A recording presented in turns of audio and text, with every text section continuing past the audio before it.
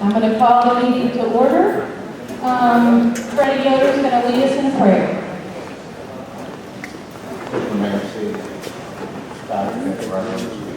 Our Father and our God, we again come to you very humble and gracious for everything that you've done for this community. We ask you to continue to watch over us. We ask you to help this community continue to grow. We ask you to inspire the people that have taken a leadership role and to help them continue with that so that we may make this a better place to live and improve the quality of our life. Watch over our children, watch over our families. We appreciate everything that you've done and help us to keep this recovery. And we thank you in Christ's name. Amen. Thank you, Freddie. Michelle Douglas is going to lead us in the pledge. Please stand for the pledge. I pledge allegiance to the flag of the United States of America and to the republic for which it stands, one nation, under God, indivisible, with liberty and justice for all. Thank you, Michelle. I'd like to entertain a motion to accept the minutes from our last meeting. Joe DeRusso, seconded by Freddie Yoder. All in favor? Thank you. Before I forget, I want to thank everyone that helped with the barbecue tonight. We have the 5 grillers outside: Joe, Tommy, Paul, Maury, and C. Ray Bergeron. Rosemary Broussard's back there helping with the food, as is Ty Savant. And of course, Jan Lockwood is always back there helping us out. So we're very appreciative to you all.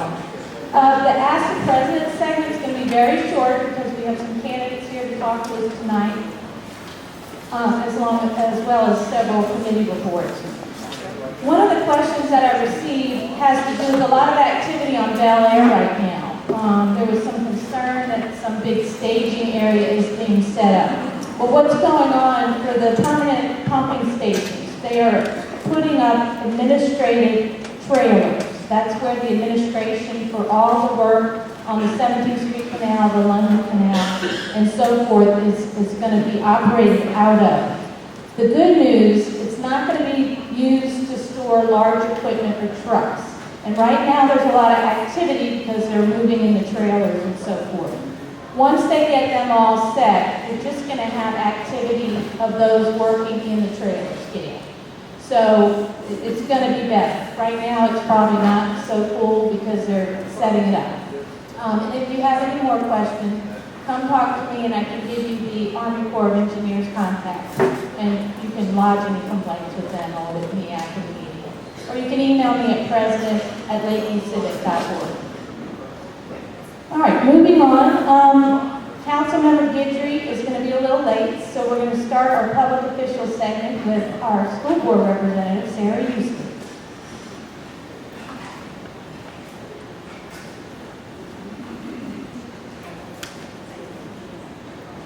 Thank you so much. Very quick updates for you all on a few different things. One is that finally, after a little bit of delay, the superintendent search for the Orleans Parish School Board should be getting underway on Tuesday. We should be selecting a search firm to help us begin that search.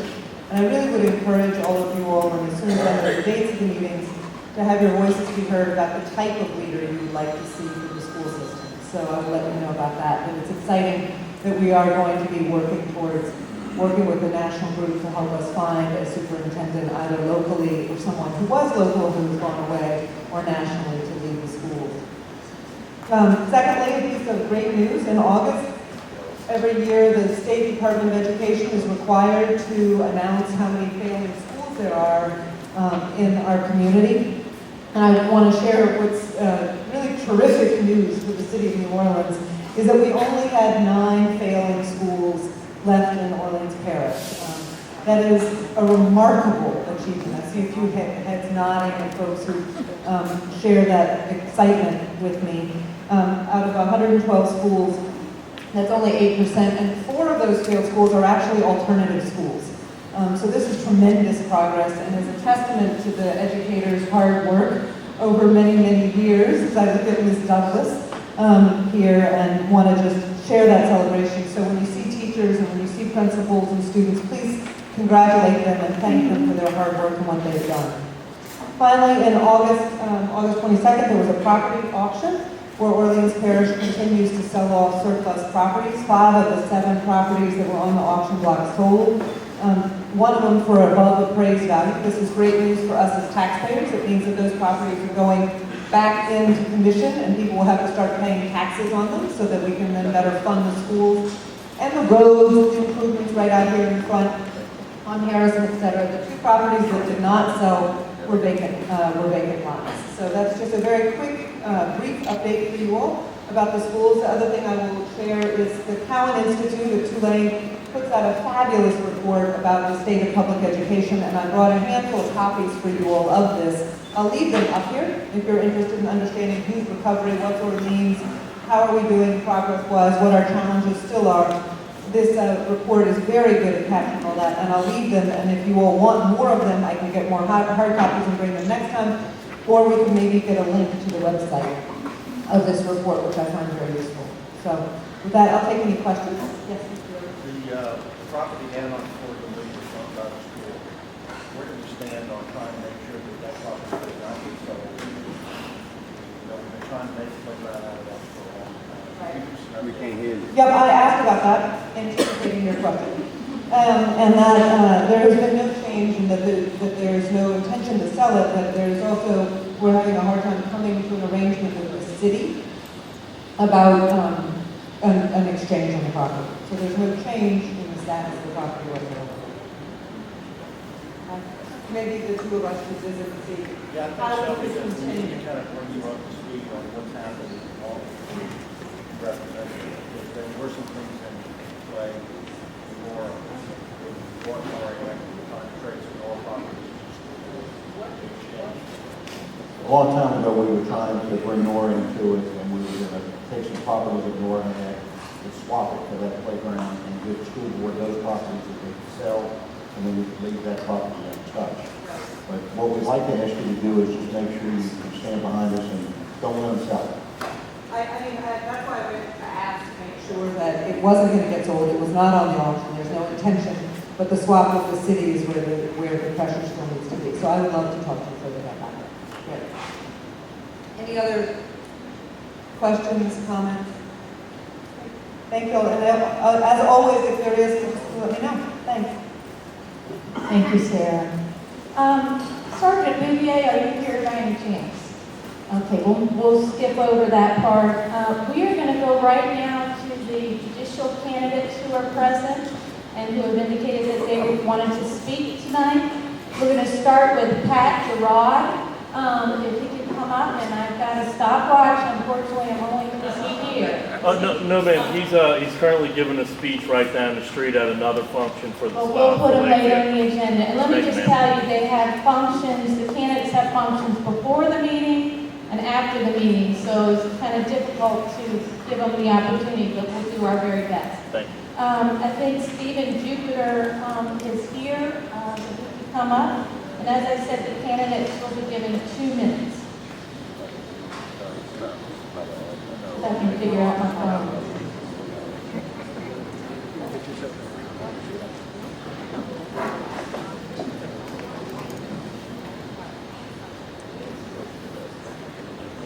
Good evening.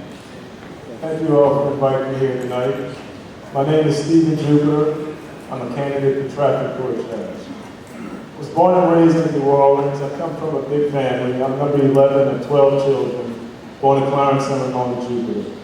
To grow up in that household, I had to learn the rules of the road at an early age, like yielding the right of way with my father on my way to the red beans, pot of red beans that my mom had kept in the kitchen. But I graduated from Brother Martin High School, Xavier University, and Catholic University School of Law.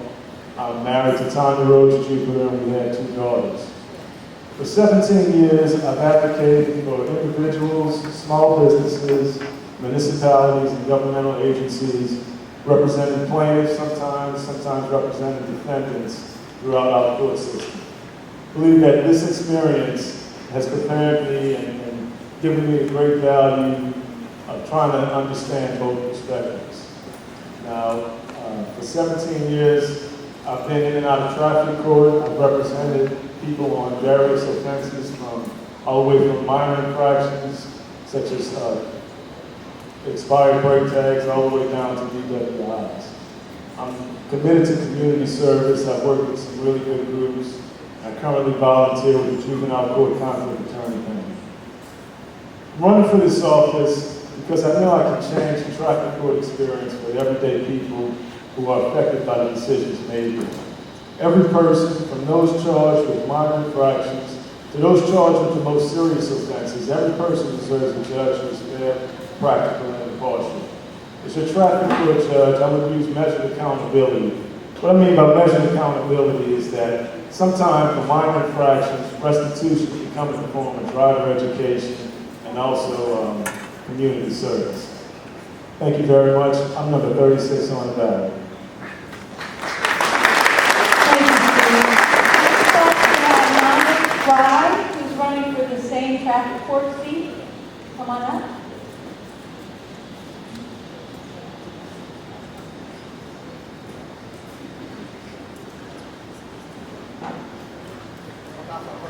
No,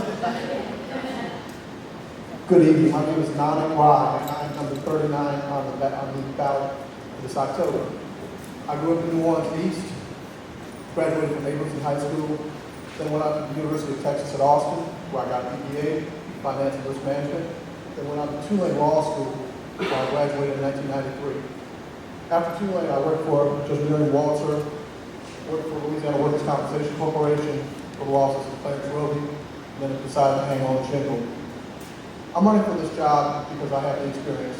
I have over 16 years of experience in traffic court, handling everything from seatbelt infractions to DWIs, both first and second. In fact, I handled one this morning, a DWI, I'm sorry. I have a plan for traffic court. I call it the RAI plan, R-A-I. The R stands for reform the way that traffic light tickets are administered. How many of y'all have received or have a friend that's received a traffic light ticket from the mail? Please raise your hand. Obviously, it's a big problem. When you go down to City Hall, you go down to the City Hall annex and try to get them to see, at least appear before them and have them listen to you. That doesn't happen. It's going to happen in my court. I want to bring those tickets, those red light tickets, back to traffic court or to traffic court.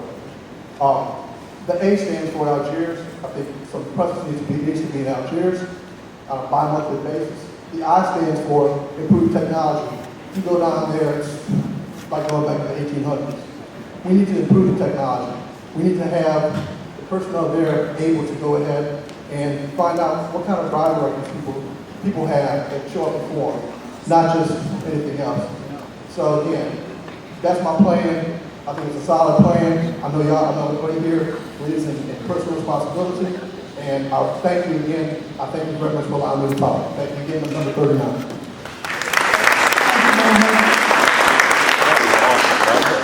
Rod is here. Thank you. Come on up, please.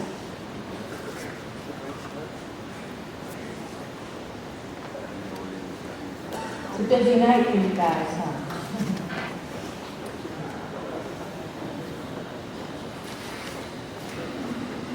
Thank you. My name is Patrick Gerard. I'm a Lakeview boy. Both of my kids are here at St. Dominic's. I'm right down the street on Canal Boulevard. I'm uniquely qualified for this job because of my 26 years as an employee at the traffic court. I've done everything from cashier to clerk to mini clerk to bar clerk. Done everything except for the position of judge.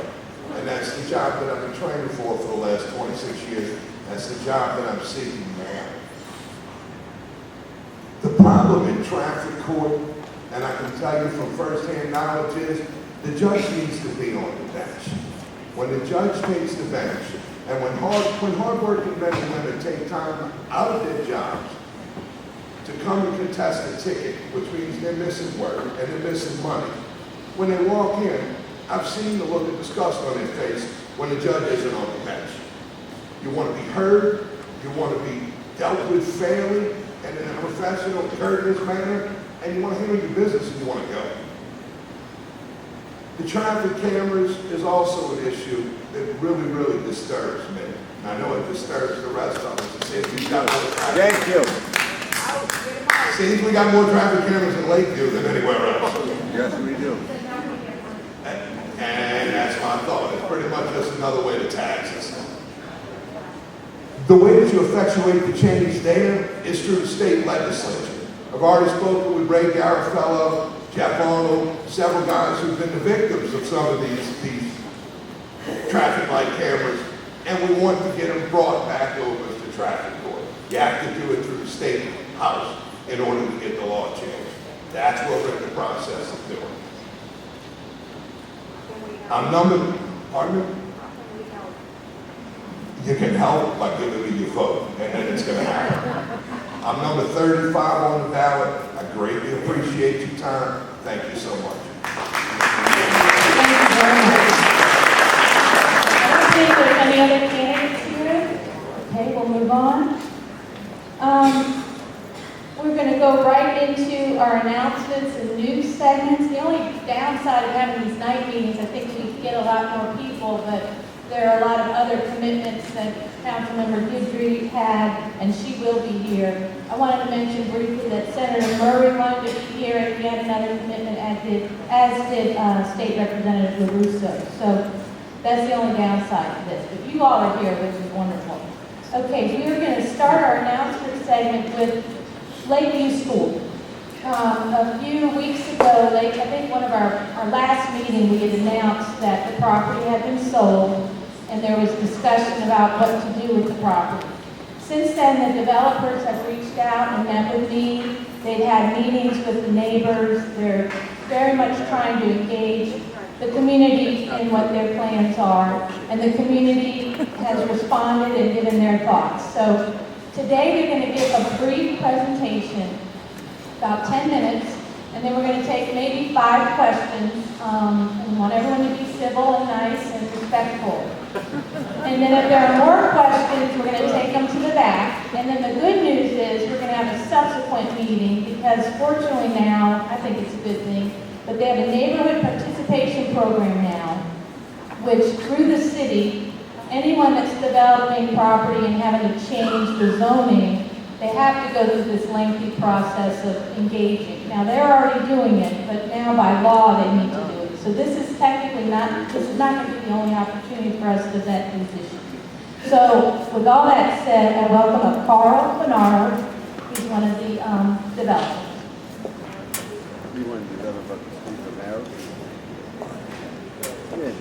Hey everyone, how y'all doing? Some of y'all have seen before, some not. But my name's Carl Bonero. I'm one of the guys who bought the Lakeview School, along with Sean Dare and Frank Skurlock, who send their apologies. They could not be here this evening. But you know, I've lived in Lakeview for the last 6 years. I just actually moved to Canada 2 months ago.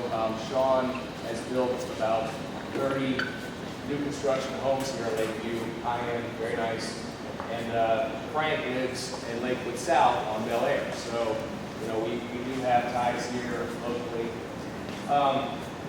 You know, I remember when these guys called me a couple months ago to come over and look at the school, they had kind of stumbled upon it.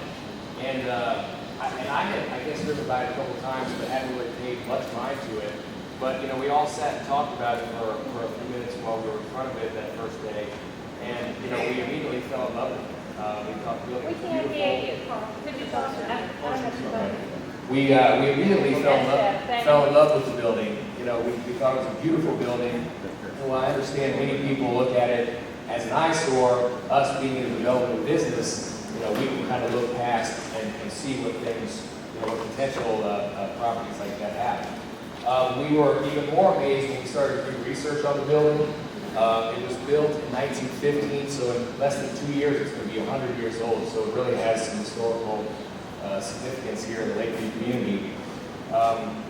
The architect who built it, a very famous New Orleans architect who, ironically, many people don't know about, but did a lot of buildings for the school board and was the head architect, or was the architect of the city of New Orleans for, I think, a couple of decades. Again, we look more into it. The building is structurally sound. It's amazing the quality and the shape that this building is in. So, you know, a lot of those things just kind of came together and led us to a project that we really wanted to do.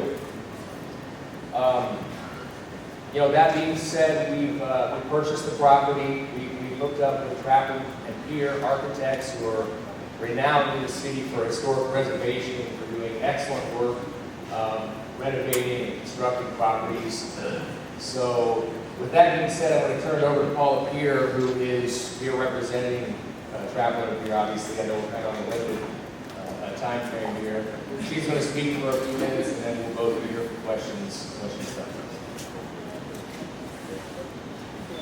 Thanks again. I'm Paula Pier with Trapper Pier Architects, and this is just a summary. I'll just give some facts about the building and about development.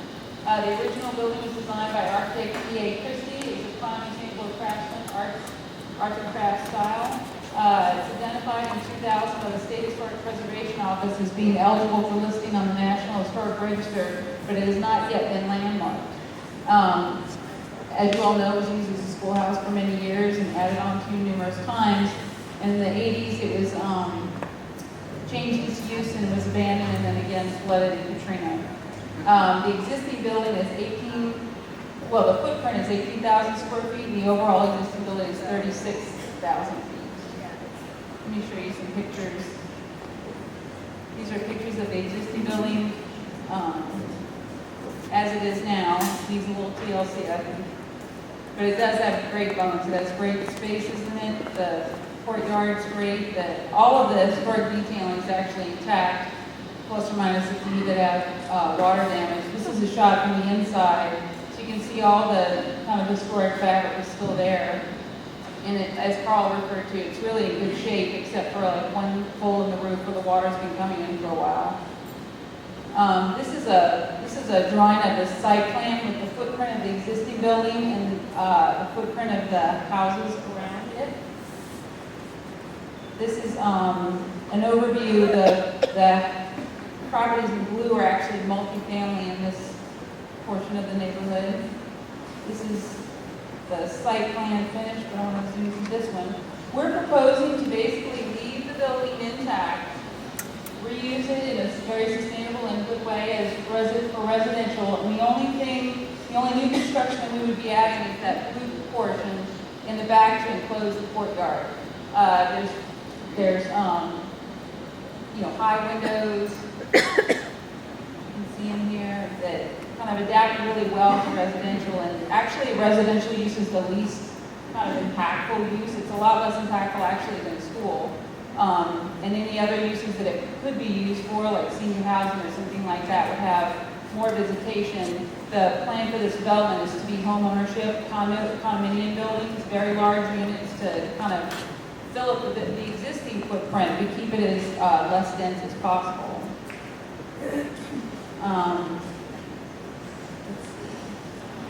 A couple facts about it.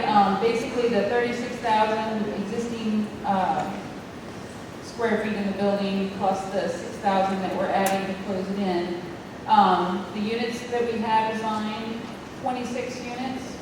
They're very large. The unit mix is 16% one bedroom and 84% 2 to 3 bedrooms. So it's actually really high for a multifamily project. And the intent was that in this type of neighborhood, you're having families live here and or people who are used to more square footage. So it's meant to feel more like residential home. I guess the biggest challenge on the site, and probably the one you're the most interested in, is parking requirements. The parking requirements per zoning are 1 per unit, so it only requires 26 spaces. We, of course, recognize that most people have 2 cars, so this site easily accommodates 1 car per 1 bedroom unit and 2 parking spaces per 2 and 3 bedroom unit. So required is 26 spaces, and we're providing 47. We're currently in the process of kind of getting the facts out. We're going to have our town hall meeting to meet about things, and we can talk more about this. We're doing a traffic study just to, it's needed for the process, but also to see what the really impact and how we can maybe adapt this first wash of the site plan. Basically, this was just to make sure that it really could accommodate real life parking loads for this property. And to come to find out, it's not that different than the impact of single-family residential on that much land. Some of the modifications we're doing, these are the unit plans. I'm sure you can't see from there, but basically it lends itself really well to residential with the windows. And the windows are kind of far apart, so you end up having very large expanses of windows with open to the living unit. This is an elevation of the existing building at the top. And basically the only modification we have to make, the first to second floor ceiling, floor to floor height is very limited. It's actually less than 8 feet to the bottom of the structure of the second floor. So we'll have to modify that by raising it just to give enough clear height for sprinkler system, air conditioning, electrical, but the overall character and look of the building will be exactly the same. And of course, most of the existing fabric will remain and we'll be replicating the things that we have to modify. This is the front elevation. This is a view from the back, so that courtyard is open and you can see the original boiler room chimney stack on the back end of the courtyard, and our infill piece would basically just create a bridge across the development. This is one of the side views. Pretty much looks exactly like it is. And then this is just a rendering of, if you take the existing building and clean it up and paint it and develop it. The other thing that I might want to mention is that, we're having these, tonight is just informational, but we're going to have town hall meetings to talk about how the neighbors actually feel about this site plan and how it will affect them. We've started to have those conversations and started making modifications accordingly. One thing I forgot to mention is on the upper right-hand corner of this plan, there's actually a piece of property that's used for storage for many years. And the developers have acquired that piece of property, and since there's really not much footprint to have green space on the existing site, after it accommodates the parking, that's going to be a park that's available for the whole neighborhood on that piece. And they're planning on investing in playground equipment and landscaping for that area, plus, all around the building. And there's a pedestrian walkway between, at the south side of the building that can be repaired and developed as well. So, it's about 10 minutes, isn't it? Pretty much just, we're seeing, what's the best use for this building, how to appropriately restore it and reuse it, adapt or reuse it, and meet the, the challenges of the site. So that's just with that. Thank you so much. Does anyone have any questions? Okay, we'll probably do 5 questions, but you go first. What do they plan on doing about the trash?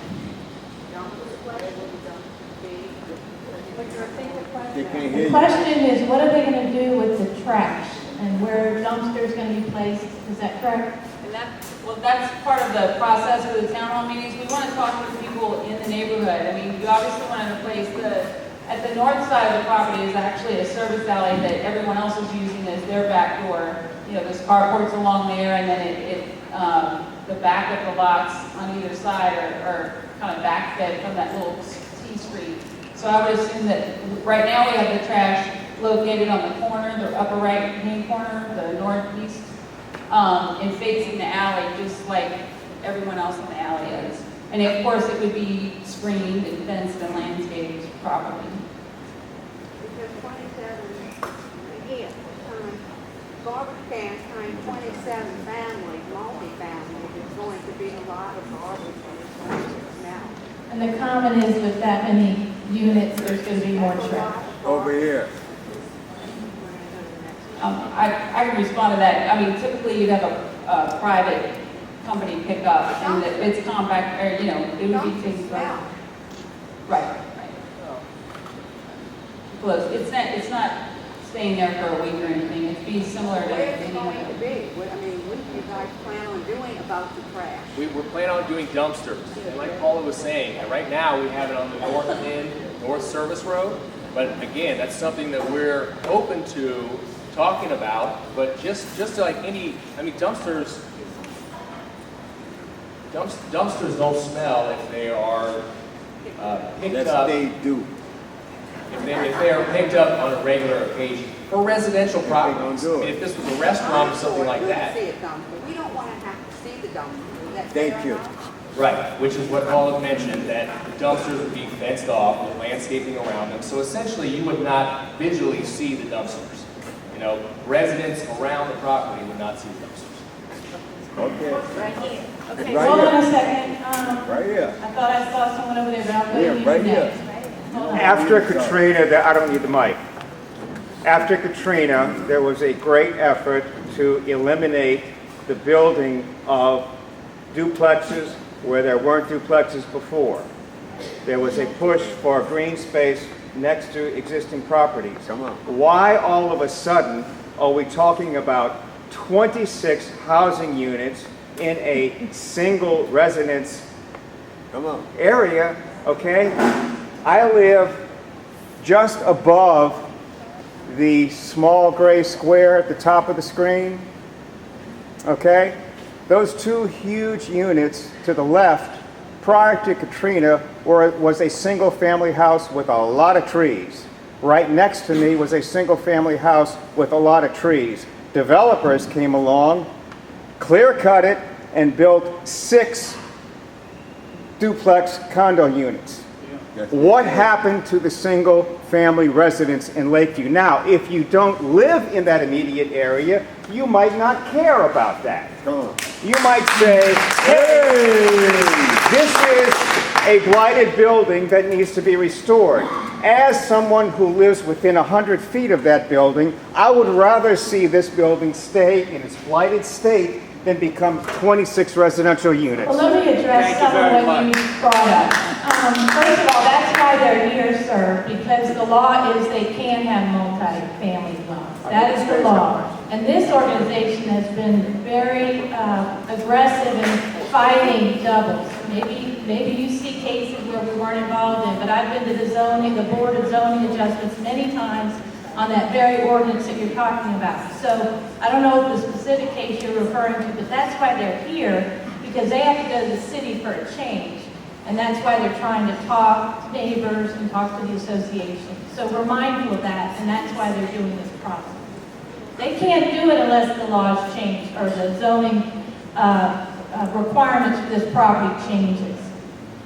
Actually, I wanted to mention something about that. There would have been no consideration of multifamily if it wouldn't have been incorporated with the thought of saving this building and adaptively reusing this building appropriately.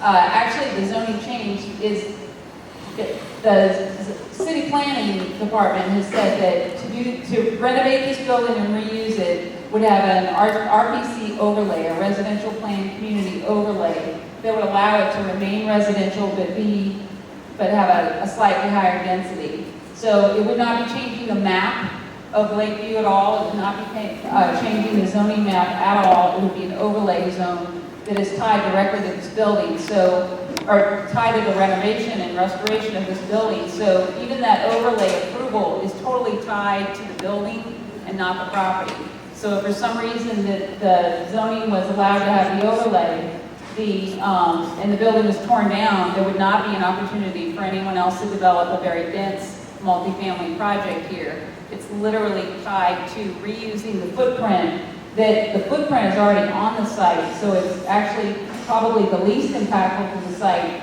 is to kind of develop inside of what's there. All right. I'm going to take 3 more questions, and then everyone else is going to go in the back. There was someone in the way back that I think, you're going to be 3, you're going to be 4, and you're going to be 5, and everyone else is going to have to go in the back. Hold on. And I apologize for that, but I think we'd be here all night, and we'll have another opportunity. Well, found any asbestos inside the building? We did an environmental survey on the property, a full environmental report on the property, and I believe the cost to remediate the asbestos in the building was $1,000 to $2,000. There was one pipe that was a couple hundred feet long that had some asbestos wrapped around it. Other than that, no, none. I find that difficult. Okay, number 4. Yes, that's true.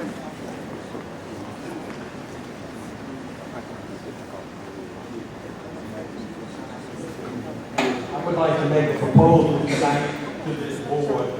Since the city council adopted the neighborhood participation, and they want neighborhood participation, let's put a proposal in front of this board and let every paid member of the LCI vote on zoning issues in the Lakeview district. Okay. First of all, nobody's paid. I'm not paid. Are you paid? Second of all, I think what you're saying is you want neighborhoods. Members. Oh, I'm sorry. I thought you. Being a member of the LCI, you should be able to vote on any zoning issue that is in Lakeview. City Council just adopted neighborhood participation. Right. What better way to have neighborhood participation? I think that's Thank a you. good idea, and the process is going to be they're going to come back here, and you hopefully will be here, and you'll be able to voice your opinion, and it will be counted and taken into account. There was one more question. I don't need a microphone. I just want to make a statement is we keep, I was at the last meeting and it's like this is the only option. And this historic school and all that. To some people it's an eyesore, whether it's craftsman architecture or not. It looks like it's horrible looking. But beauty is in the eye of the beholder. The point is right now it's single family residential. Isn't that the point right now today? It's single family residential. 12 lots, is that correct? I'm not finished, man. Can you wait? It's 12 single-family lots. Why can't we leave it 12 single-family lots and let the developer develop 12 single-family residents? Why are we talking about changing the zoning to multifamily residents? That's what we're really doing. Because you have someone buy the property that wants to do that, and they're putting it out there, and they're receiving your input, which is you don't want it. And a lot of people have said that. 30 years ago. Well, nobody bought it 30 years ago with this idea. Because the school board owned the property. Right, and then they left it there and made it look like it does today. Oh, I can't tell you why they couldn't do it. All right, we're going to have to take the rest of the questions in the back, if you don't mind. Thank you very much. Yes, if y'all please ask any questions. Thank you.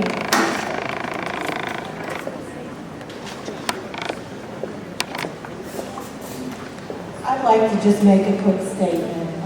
I actually lived in the neighborhood right next to the school for several years.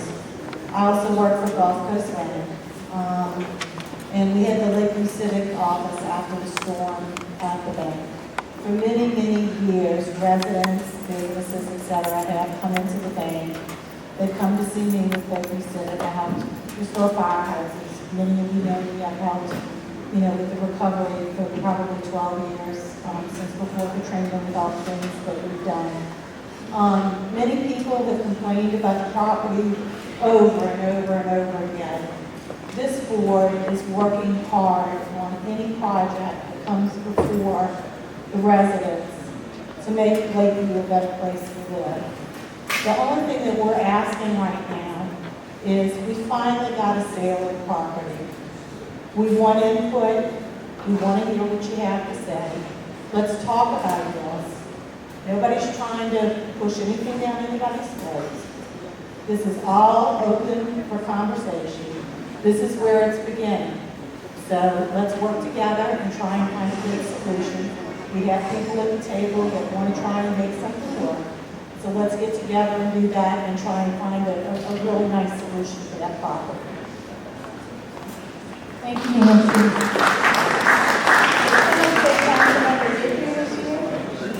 Oh, great.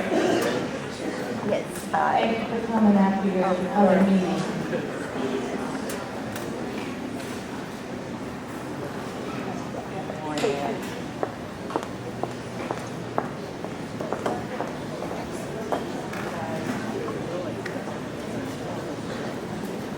Good evening, everyone. Sorry I'm a little late, but there was another membership meeting in the Faubourg region tonight that started a little earlier than this one, so I'm big involved. First I want to thank everyone who attended the budget meeting for District Day over at Hines Elementary. It was very well attended, and I know just from looking out at the crowd, that there were a lot of Lakeview area people there, and we appreciate that. It's important for the mayor to hear what are your priorities, and of course, for also the city council to do that too. And Jackie Clarkson and I were there to listen. And I want to thank Michelle again for hosting us over there at Hines Elementary, a beautiful school. So I'm going to just go through a list of some things. First, the blight remediation ordinances that were just recently passed by the City Council. Big revisions to chapters 6 and 26 of the City Code. And they are, we're beefing up the blight laws is what we're doing. And that includes raising minimum property standards for both occupied and unoccupied properties, increasing fines for code violations, creating a process whereby the city can go into a home and into a structure if needed to look for violations. With regard to, and I know this is Ms. Rita's, one of Ms. Rita's big things, it still does allow for boarding of properties as long as you're maintaining the grass and the outside otherwise. But if you board a property for more than 6 months, then you have to go before code enforcement if you want any more than 6 months to show good cause why you need to continue boarding your property. So I think that's really going to help us out with a few of the properties here in the Lakeview area. And we did an amendment to that to say that what code enforcement should look at is the age of the structure, the architectural significance of the structure, the historical significance, and the integrity of the boarding materials.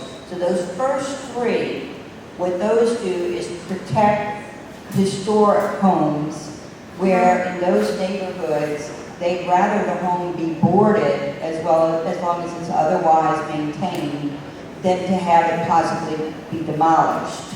And so there are neighborhoods, with 100, 150-year-old structures where they'd rather have the boarding than no structure. And so, of course, here in Lakeview, the structures are a lot newer. They don't have that historical significance, and people here would rather see some of these structures gone than to see them be continuously boarded up and living next to that. So that's what we're trying to do, is to be able to make that distinction with the code enforcement people that, if it's historically significant, 150-year-old house somewhere, and that neighborhood wants to keep those houses boarded, fine. In Lakeview, that has not been the case, and we want code enforcement people to enforce, 6 months or less with boarding of a house. Otherwise, people should be selling them or fixing them up. If you are interested in this process, on September 18th at 4 p.m., we're doing it late so that people can come after work as much as possible. September 18th at 4 p.m., the council's housing committee is going to have a step-by-step with the administration people, the code enforcement people there to go through changes and how those changes will be put into place by the administration and code enforcement folks. So that's September 18th at 4 p.m. Gurn & Brown. Gurn & Brown is still on time, on date for construction to begin October 5th and for construction to end April of 2014. So we're in place with Gurn & Brown, and hopefully there will be no more delays. Louis XIV, the Delray property is scheduled for demolition. We haven't gotten an exact date on that, but we are finally going to get rid of that property. I'd like to tell you a little bit about something called an integrated resource plan. I'm on the utility committee for the city council, and the city council regulates Entergy New Orleans. We regulate that company, and it's a huge process and a mission for us, but we have been doing very well with that. This is the 5th year in a row that New Orleans will have rate decreases. We're like the only city in the country where this is happening. It's a lot of things. It's using power generation that's not as expensive. It's buying contracts when the prices are low, and they're long-term contracts that we can use when we need them, buy the power when we need them. There's a lot of things that we're doing have resulted in 5 years of decreases in our rates. And also, we are being touted across the country for our energy efficiency programs, and I'm very proud of that. Because on the utility committee, I'm in charge of, it's getting late for me, guys. Too many talks today. I'm in charge of seeing the 2 programs that we have, the 2 energy efficiency programs, Energy Smart and NOLA Wise, to make them work together, and they have worked together very well, and we've won a regional award for that. And the Department of Energy is saying that we are a model to be copied across the country because of the collaboration among the energy efficiency program, the local government, and the energy company. So that's all very exciting, and the integrated resource plan is what we're aiming toward, and we should have in place by next year. The integrated resource plan is a plan into our future, 20 years of planning for our energy needs. What will our demands be, and how will we meet those? We'll meet them by building power plants as a traditional manner to meet them, buying contracts, but also by reducing our energy demand. And that's the use of these energy efficiency programs like Energy Smart and NOLA Wise, is to reduce our energy demand. And we are going to roll those programs into a 20-year plan and make them permanent. So it's very, very exciting, and we're on the cutting edge, certainly for the state and for the South. I want to remind people about something that's relatively new. I've talked about before, the Cox Community Grants. And this is important if you have or know someone who does a nonprofit or a school, and you are educating youth, training youth for jobs in technology, in communications, in media. These Cox Community Grants are available. It's a total of $140,000 of grants a year. Each council member gets $20,000 to distribute, and of course we prefer to start in our own districts, and we have to do this by the end of the year or we'll lose that money, and it's once a year, $20,000 per council person, and you can apply not just to your district council person, but you can apply to the different council people and ask them for some of that grant money. You can go online at nolaccitycouncil.com and click on resources, and then click on Cox Community Grants, and it'll tell you more about the grants, and it'll also give you the application to fill out. So it's a need of computers for a school or for a program. If you're teaching media to young people, either education or job training, technology, all of that type of thing would qualify for these grants. So please, put an application in. This Thursday at the City Council meeting, the City Council will be giving a proclamation to Representative Austin Badon for his work and diligence in continuing the search for Carolyn Monette's vehicle and her body, which was just incredible, and as we all know, brought a lot of closure to us, so I can't imagine what kind of closure it brought to her family, and we want to honor Representative Badon for his work there, and we'll be at Thursday morning, the City Council meeting. You may note and have also seen that on the City Council agenda, I was going to have an order of business for Jerry Romig to honor him for being the longtime announcer for the Saints.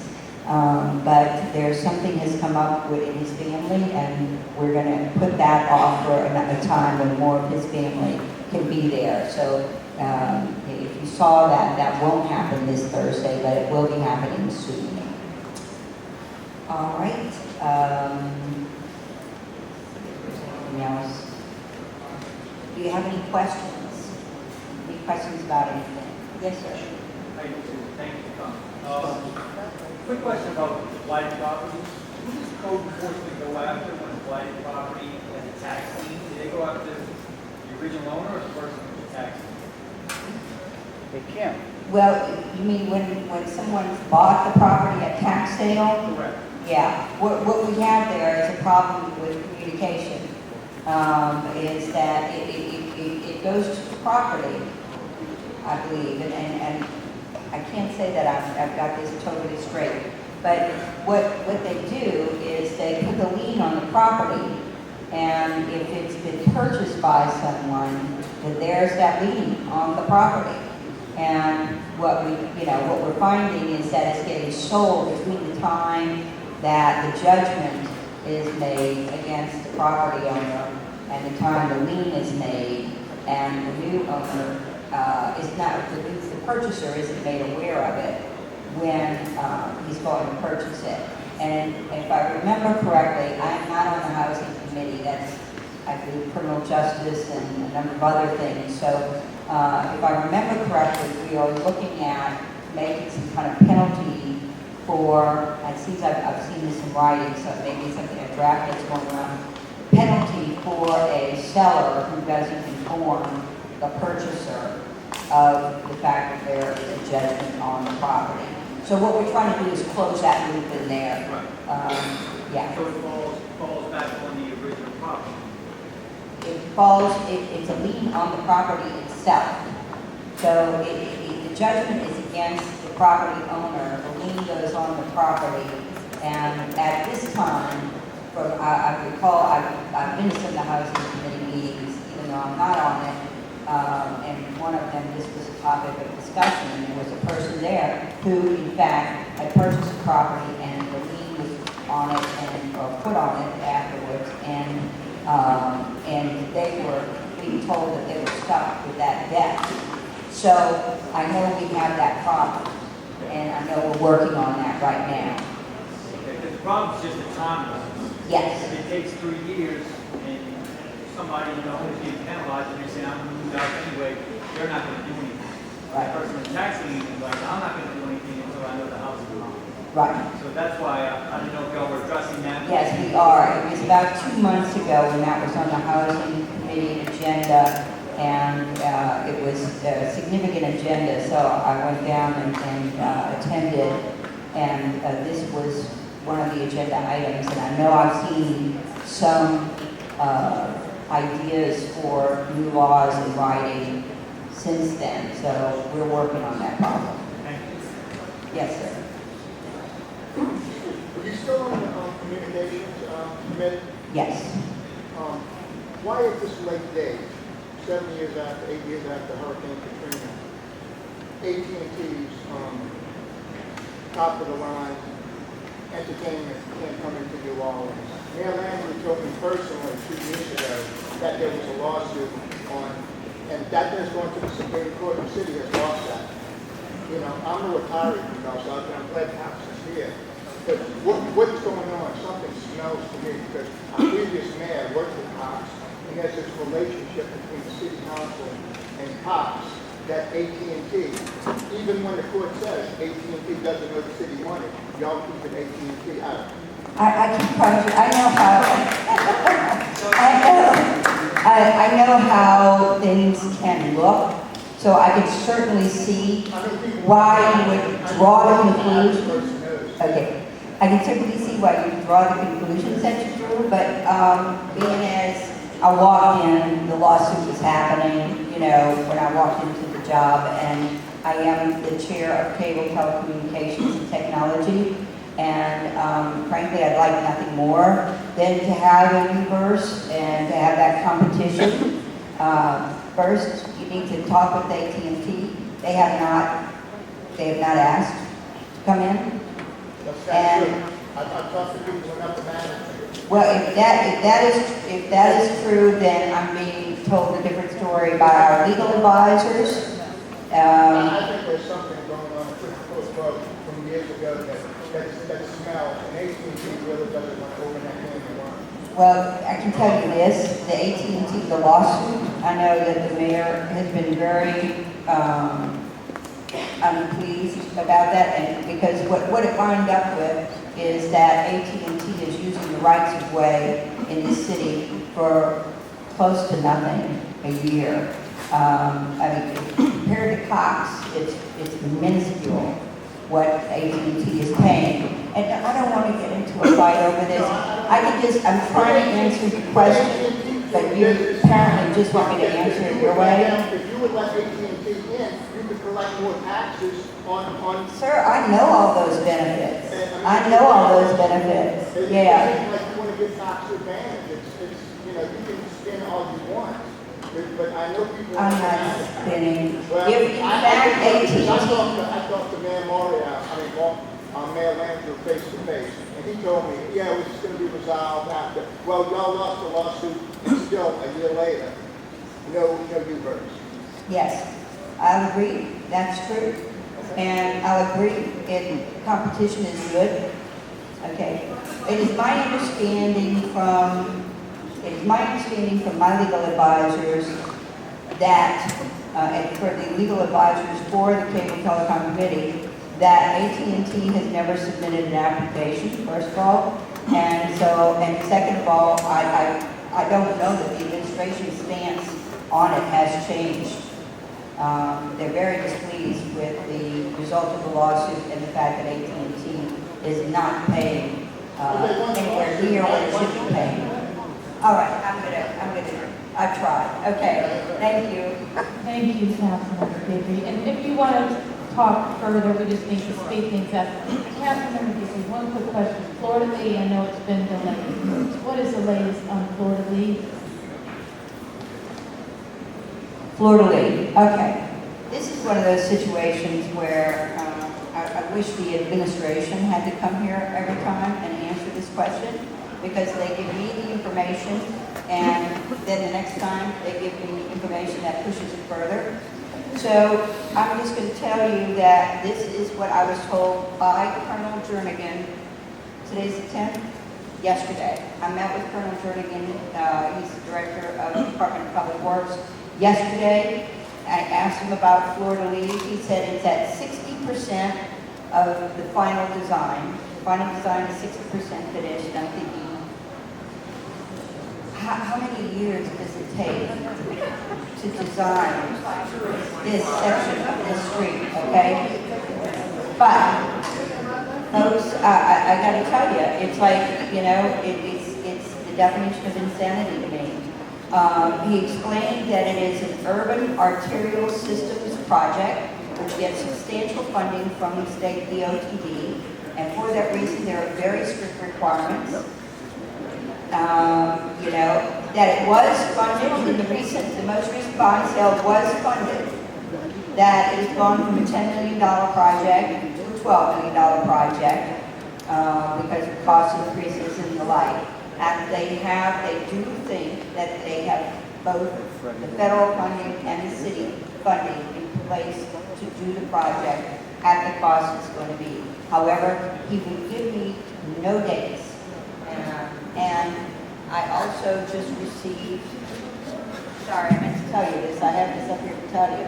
On August 29th, I received the fairly monthly project list for my district from Capital Projects and from the Department of Public Works, and it shows a begin date of, I'm sorry, let me make sure I'm looking right at it. It shows a begin date of January of 2015. And an end date of July 15. So I'm wanting to be very clear that I'm reading from the administration, the DPW papers, and I know how frustrating it is to you all. I just tried to drive that to go to the Freedom Memorial event. at the end of the block there, and I almost lost the car.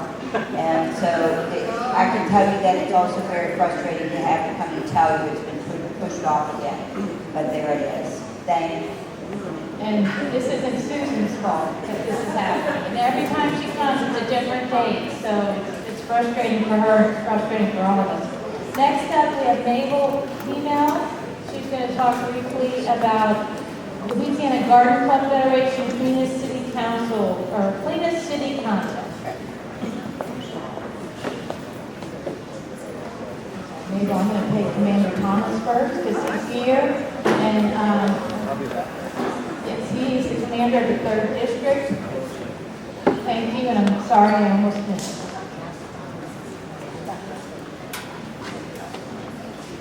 Thank y'all. Sorry for my dress. I had run out the house. I'm running through the mistake. Y'all can hear me? Yes. Okay, I'm Commander Thomas of the 3rd District. Nancy invited me to this meeting. I try to make as many as I can. So I'm here to answer any questions that y'all may have. Just to give y'all a quick update on what's going on. We had a little rash of crime that had occurred a couple months back. We were able to make 3 apprehensions. We cleared up about 20 cases. That's the stolen tires and car break-ins. I think we had one more the other day that we believe we know who the person is. We're in the process of trying to rebook that person and get him back to jail. We had 17 counts on a group of 3, and it all comes from the video. A lot of the video we was able to go back and solve crime. We put those 3 in jail, and needless to say, about a week later they were back out.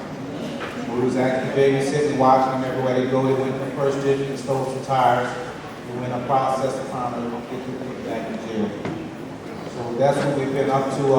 Lately, we're pretty quiet lately. We continue to ask y'all constantly to lock y'all doors. We understand you're busy. A lot of things going on. Joe Bouvier, we had the meeting not too long ago related to crime prevention. And Joe Bouvier explained that last year, in a 2-block area, they had over 20 cars that were broken into because the doors were left blocked. This year we had 3 cars that were broken into in the 4-block radius. I mean, most people locked their car, and we were able to make an apprehension on this guy because he just kept pulling them, and they're responsible to giving us a call. We appreciate y'all calling us. I'm going to be quite honest with you. We don't have enough police, because that's a secret to y'all. What is enough? And we thank y'all and Fred's a good partner with Lake Crime Prevention and the assistance that we get with the units that help us here. I cannot just abandon Lakeview because y'all pay extra money. I have to put people in addition to what y'all pay for. I don't want y'all to think that we abandoned y'all, but if it wasn't for Lakeview Crime Prevention District, I tell you, it'd be a Herculean task to try to control the different areas because of these alleyways that you have very difficult to control. They can see us from 100 miles away. So if anybody has any questions for me, I'll hang around. I just want to come and give y'all an update. Attend, please, if y'all hear anything, see anything, give us a call. And just let us know what y'all see. Every little bit helps.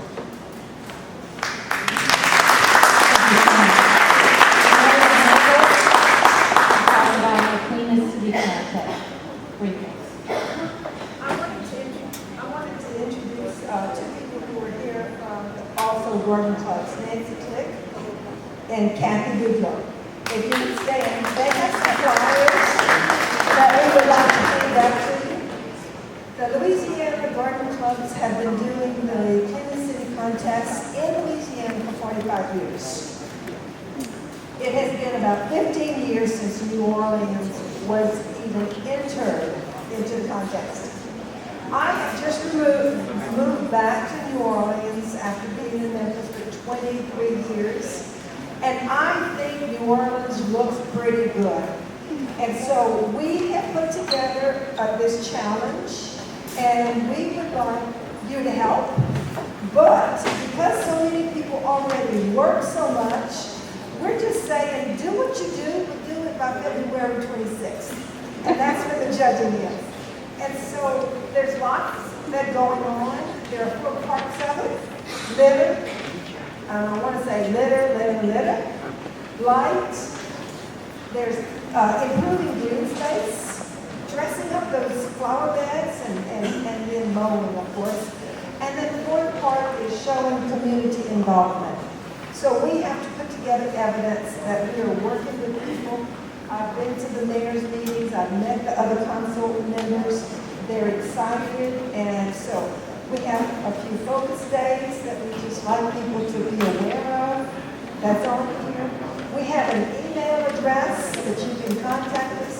Please talk to the groups, the Boy Scouts, schools, churches, because there's lots of opportunity here to make New Orleans the cleanest city in the state 2014. Thank you. Thank you very much.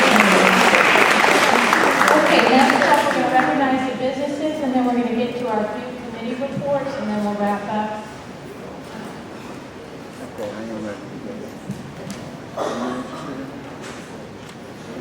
First, I want to thank everybody who's still here. We have a lot of businesses here tonight. First, I'd like to ask Marianne and Doug Cardinal to stand up in the back. They have a brand new business. They're Lakeview residents, actually live right across the street. Muddy Mutts, fantastic business at 335 West Harrison Avenue between Port Lee and Bel Air Drive. They have a do-it-yourself dog wash and pet supply. They have specialty dog foods, no appointments necessary. Homemade organic treats, all washing supplies provided, pet care products. And they have a grand opening this weekend, and our Mount Carmel students will be washing dogs for free. And they'll have refreshments, free samples, demonstrations, and adoptable puppies and wood. Thank you.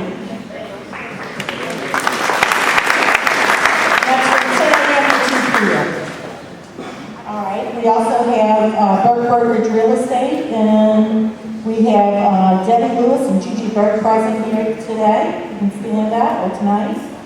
Their address is 6260 Vicksburg. All I can tell you is Burke Burkridge has been a big part of the Lakeview area for a long time now. They participate in most of our events and sponsor our events. We're so glad you could be here tonight. Thank you very much, and especially for all your volunteerism. We have the Masato restaurant in the back.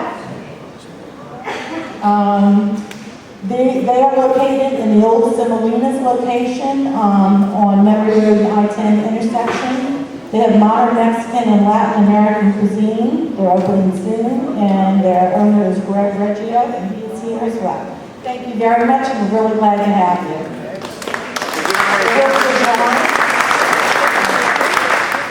We also have Cox Communications.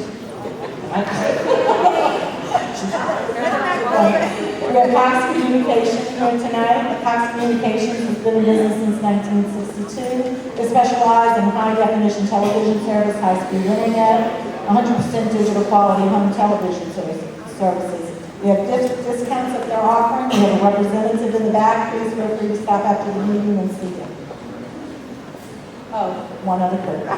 I wanted to thank, we had our memorial for Katrina this past week, and we hung a wreath out at Florida near the beach on Old Cannon Highway in memory of the deceased from the hurricane. I wanted to thank the NOPD Academy recruits that all came out. We had, I think, 19 or 24 that showed. A beautiful picture was taken. We had NOPD 3rd District injured. The New Orleans Fire Department engines 13 and 18. We had EMS, Councilman Guidry, and Father Walk from St. Dominic. Just wanted, and many of our board members. Thank you very much. Thank you, and thank you, Nancy, for always remembering the anniversary and taking care of the events. All right, we're getting into our committee reports. We have a new committee. It's the New Orleans Recreational Development Commission Committee, and Trey Batten is here to talk about that.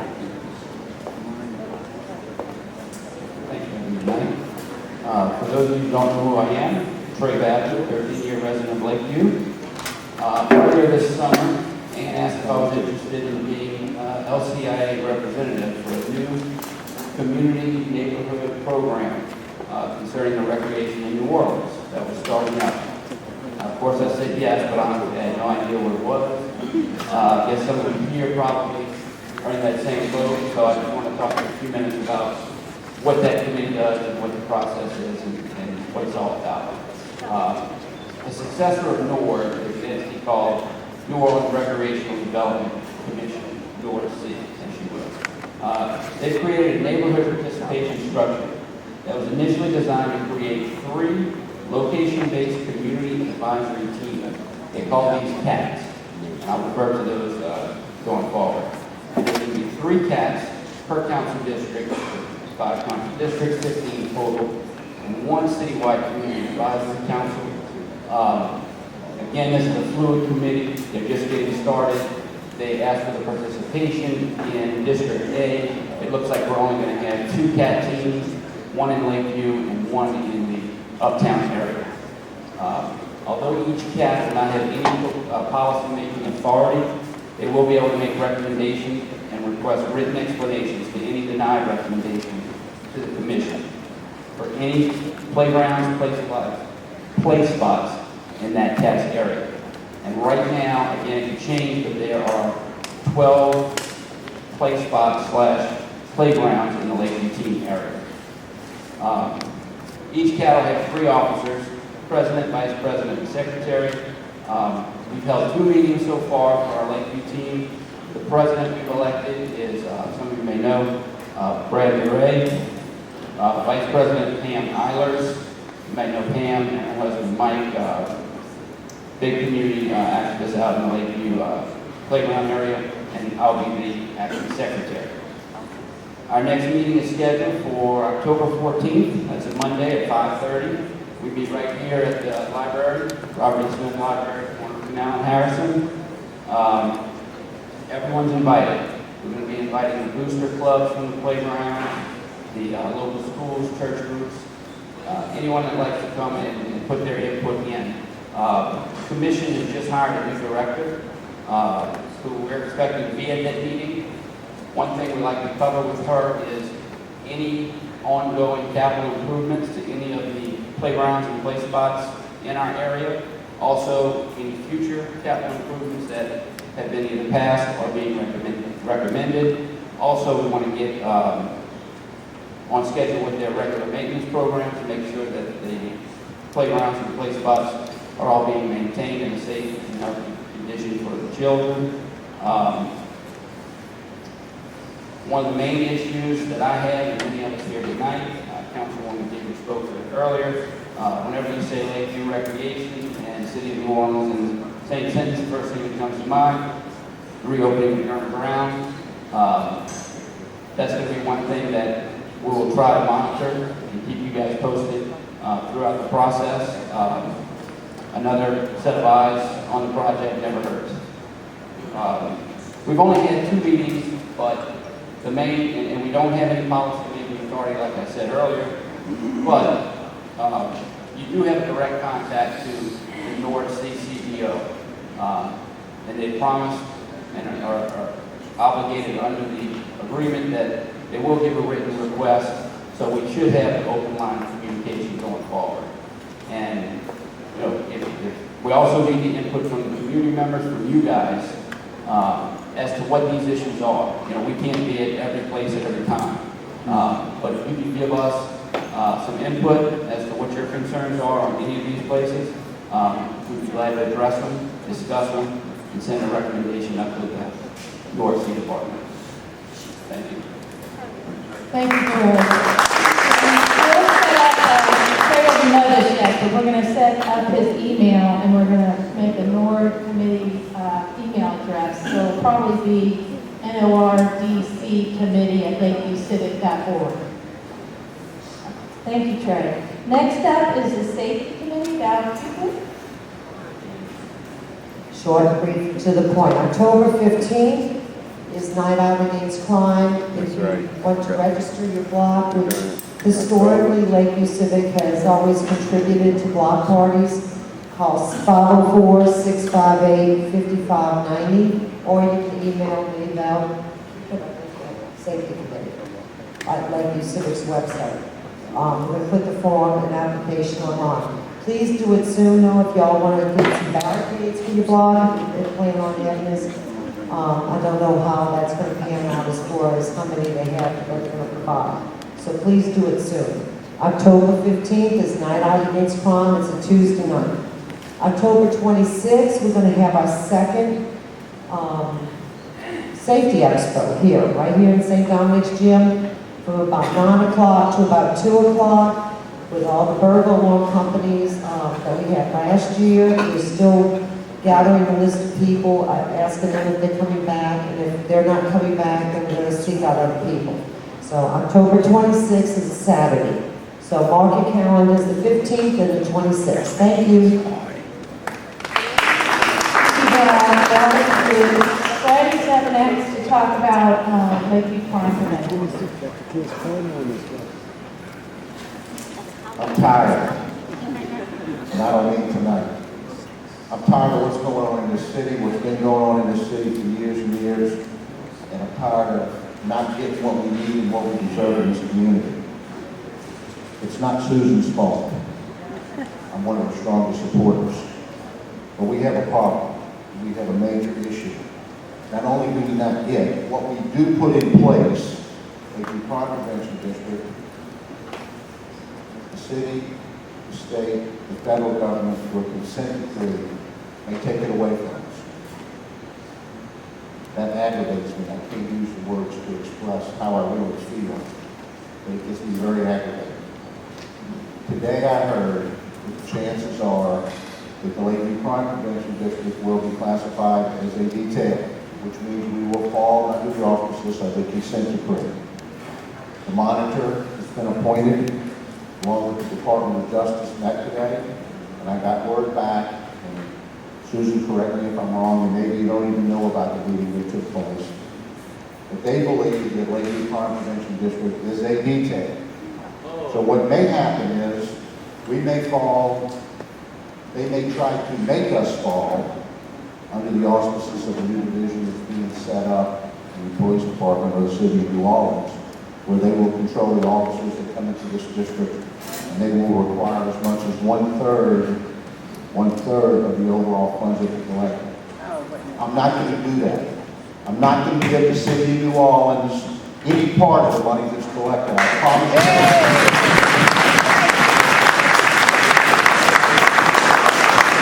You know what frustrates me? We've been fighting the battles in this community. I've been fighting them along with you guys for 35 years. We've made significant headway. This board is the best board that I've ever seen and been a part of in Lakeview City. The young people that are on this board do a lot to make changes in this community for the better. But it seems like, even though we work hard, it's like eating a proverbial elephant. You get a little bite, you make a little headway, but you still got that big elephant downtown that you got to overcome. Fleur-de-lis, been fighting for Fleur-de-lis for 28 years, been fighting for Fleur-de-lis. You know, maybe it's because I'm tired today. Maybe it's because I've had a rough day and I've been kicked around a lot, but I've had it. I'm preaching to the choir. You guys are the ones that come out here. Y'all support us. You do what you can, and I really appreciate that. But you know what? It's not getting the job done. I don't know what else to do other than team up with our councilmanic person, and I've done that with Susan. I know how frustrated she is over Fleur-de-lis. You know why Fleur-de-lis is not going down? I'm going to tell you why. Because the city of New Orleans didn't build it about 10 years ago when it should have been built, when the monies had been appropriated, and there had been a bond issue on it, and they had the money in the coffers and they spent it for somewhere else. Right. All right, so what happened is, the cost has gone from 10 million to 12 million because they couldn't get their ass in gear, excuse my French, and get it done. Go ahead now. So what's happened is the state now, at one time, last year, we're going to contribute 95% of the overall funds to build that. The city of New Orleans had to put up 5%. Well, what happens is, because it took so long to get it out of the chute, now the state's in a crunch, they don't have the money anymore, so now it's an 80-20 split, okay? So now 20% of the money has to come from the city of New Orleans, and in that period of time, the cost of construction has gone up by $2 million. That's right. So if we're not caught up in a whirlwind that we can't get out of, I'm a monkey's uncle. And I've had it. I don't know what else we can do other than continue to fight for that little bite of an elephant that we get. But we went from 970 crimes back in 1998, when we decided to take action and form Lakeview Crime Prevention District, down to a little over 100.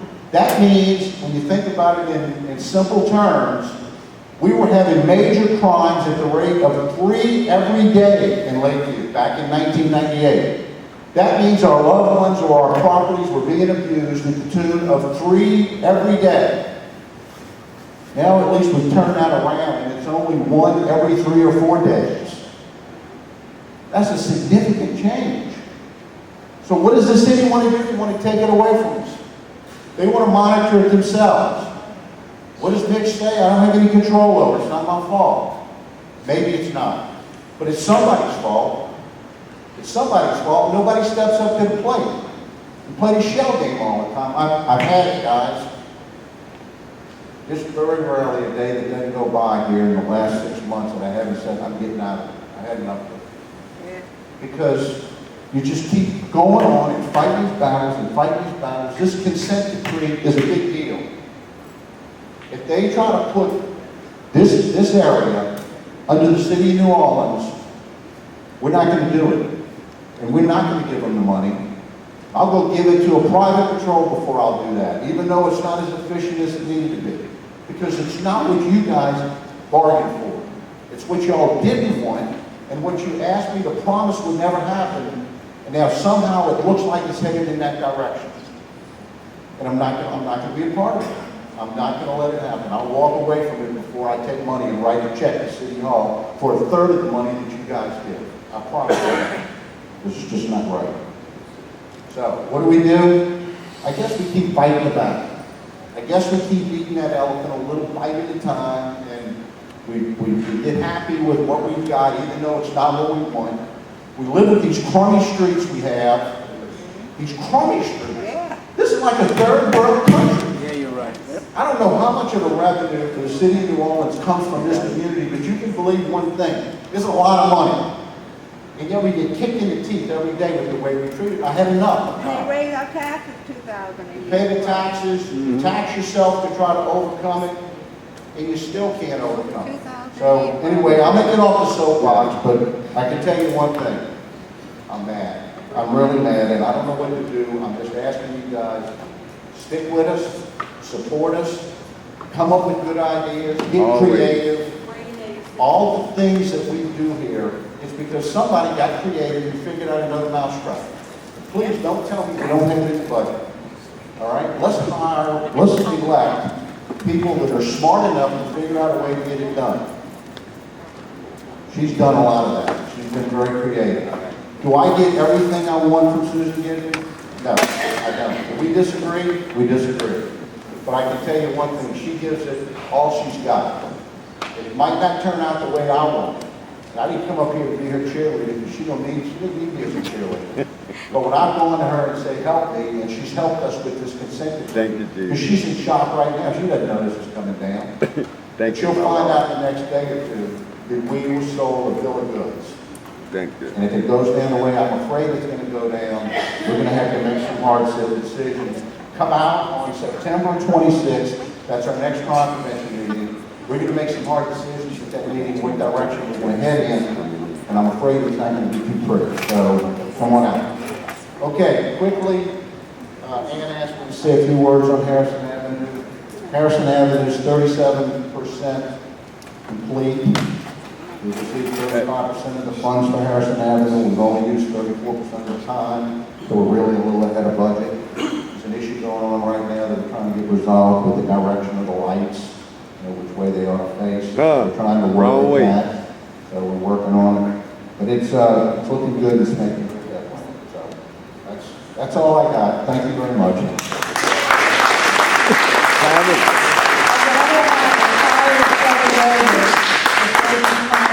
District and arrested animals. So I think we're in good shape with Freddie at the helm, as tired as he is. Next up, we've got some programming going on at the library. And so right now, they're really focusing on programming for teens and for senior citizens. So what they would like to know are what days and times would you be interested in programming, and what types of programming you'd be interested in. So you can email me with that information, or you can contact the library and let them know. Rachel's the manager. And again, she's very interested in input from the community because they are trying to, again, just revamp some programming. I know that recently they started a monthly movie night for teens. So on a Saturday midday, they put on a PG-13 movie for teens. Yes, it is. I was really excited about that. Second, just briefly, Holidays on Harrison. We know the date. After going back and forth with schools and churches and everything else, we are actually trying Thursday, December 5th for Holidays on Harrison. Yes, we should have a new trolley by then, which will be very exciting. And the first bay should be ready for us. We are still working on logistics to see how everything else will be set up. The great thing about doing a Thursday evening is that we will be able to do the lighting again. Last year that was a problem because it was early in the afternoon, so we weren't able to do the lights at the end, which some people really miss.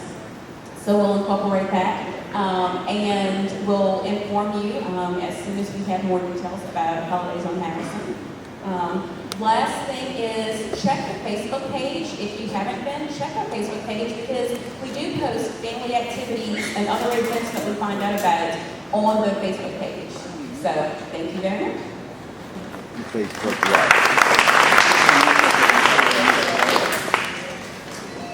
There you go, kind of. Okay, so the other thing about Holidays on Harrison, which we are very excited about, is that we will have new lighting on Harrison Avenue because of that. We will upgrade to some LED lights. Most of the trees will be wrapped. And Robert Lupo generously donated the amount that we needed to upgrade all of those lights. So we're very excited about that.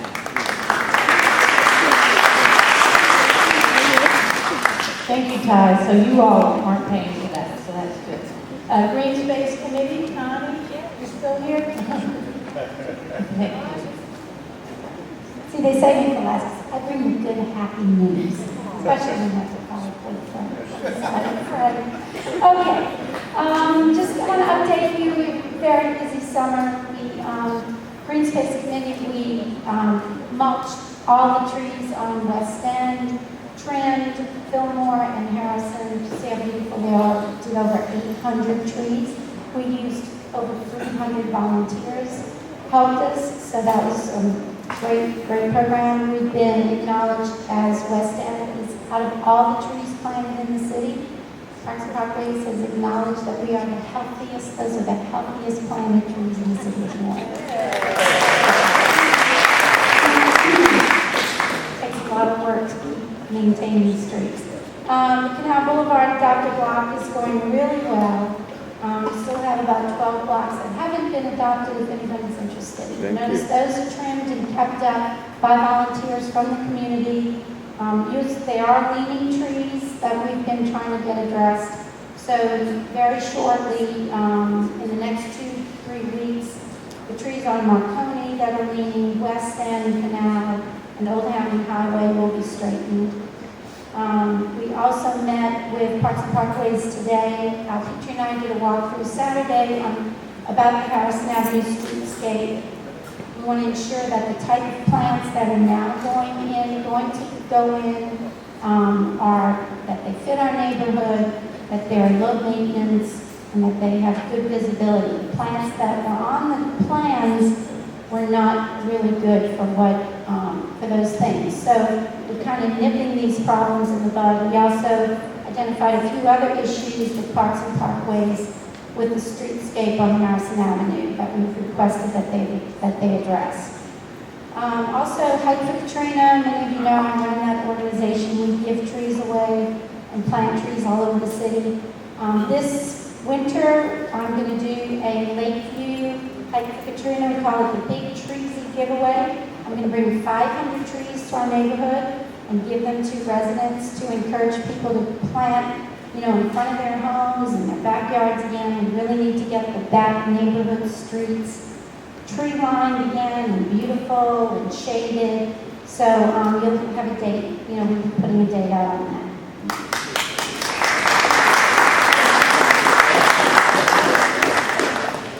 Okay, so Brad, this is for, what's the name of the restaurant?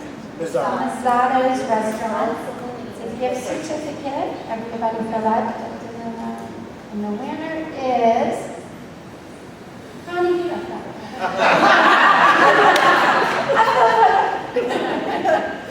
Kim LaPara on 59 Colbert.